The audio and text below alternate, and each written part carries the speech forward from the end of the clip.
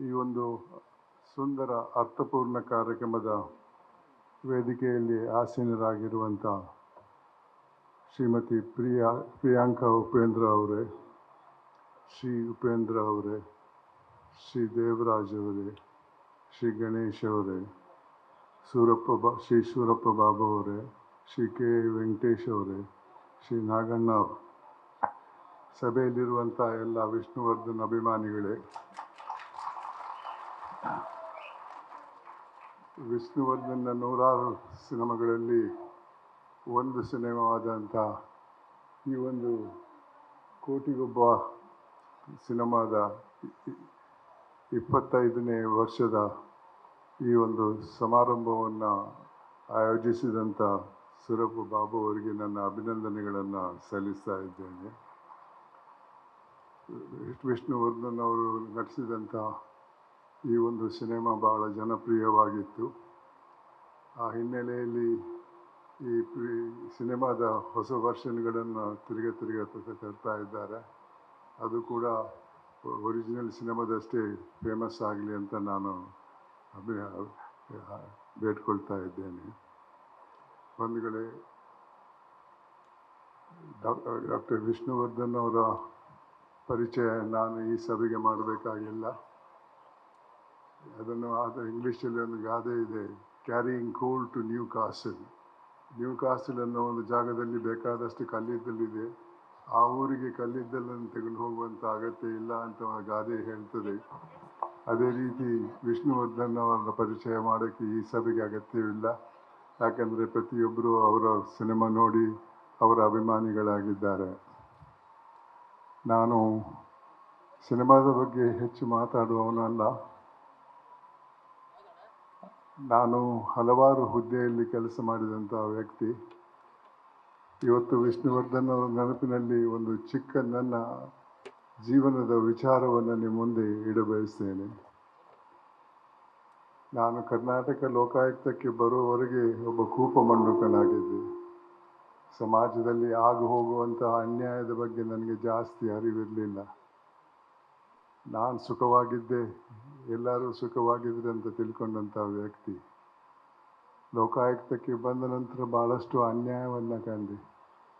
ಇದು ಯಾಕೆ ಈ ರೀತಿ ಆಗ್ತಾ ಇದೆ ಅಂತ ನನ್ನಲ್ಲೇ ನಾನು ಚರ್ಚೆ ಮಾಡಿದಾಗ ನನಗೆ ಅನಿಸಿದ್ದು, ಇದು ವ್ಯಕ್ತಿಗಳ ತಪ್ಪಲ್ಲ, ಇದು ಸಮಾಜದ ತಪ್ಪು. ನಾನು ಚಿಕ್ಕವನಾಗಿದ್ದಾಗ ಅಂಥ ಸಮಾಜದಲ್ಲಿದ್ದೆ. ಆ ಸಮಾಜ ಒಳ್ಳೆ ಕೆಲಸ ಮಾಡಿದ್ದವ್ರನ್ನ ಗುರುತಿಸಿ ಪುರಸ್ಕರಿಸ್ತಾ ಇತ್ತು. ತಪ್ಪು ಮಾಡಿದ್ದವ್ರಿಗೆ ಶಿಕ್ಷೆ ಕೊಡ್ತಾ ಇತ್ತು. ಅದು ಕೋರ್ಟ್ ಶಿಕ್ಷೆ ಅಲ್ಲ. ನನ್ನ ಗ್ರಾಮದಲ್ಲಿ ಯಾರಾದರೂ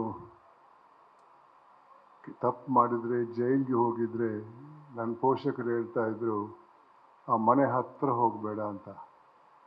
ಆ ಬಹಿಷ್ಕಾರ ದೊಡ್ಡ ಶಿಕ್ಷೆ ಆಗಿತ್ತು.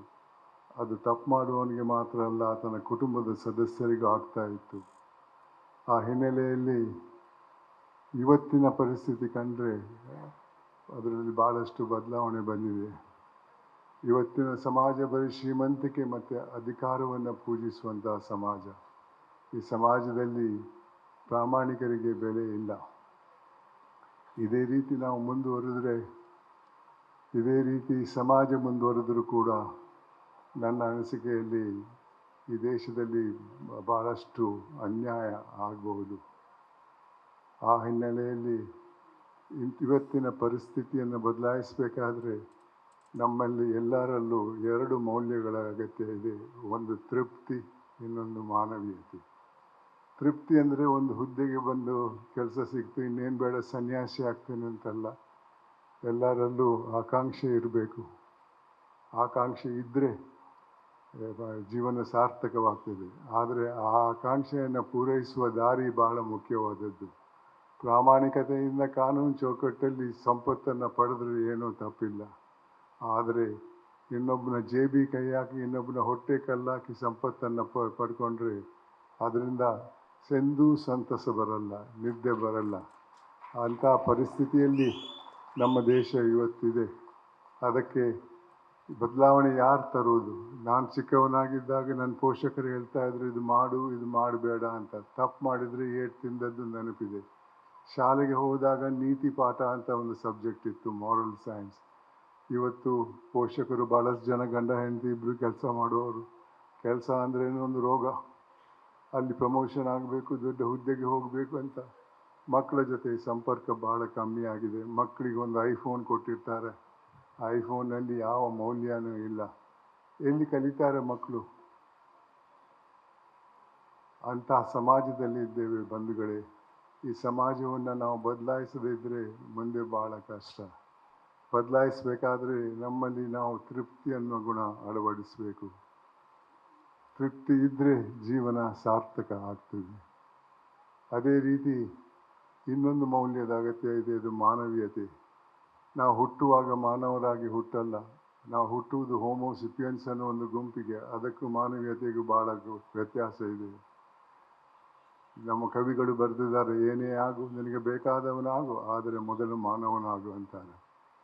ಈ ಎರಡು ಮೌಲ್ಯಗಳು ನಮ್ಮಲ್ಲಿ ಇದ್ದರೆ ಈ ದೇಶ ಭಾಳ ಉತ್ತಮ ಮಟ್ಟಕ್ಕೆ ಹೋಗ್ತದೆ. ಈ ಸಮಾಜದಲ್ಲಿ ಶಾಂತಿ ಸೌಹಾರ್ದ ಇರ್ತದೆ ಅಂತ ನನ್ನ ಮಾತುಗಳನ್ನು ಹೇಳ್ತಾ ನಾನು ಮಾತಿಗೆ ವಿರಾಮ ಕೊಡ್ತಾ ಇದ್ದೇನೆ. ಧನ್ಯವಾದಗಳು.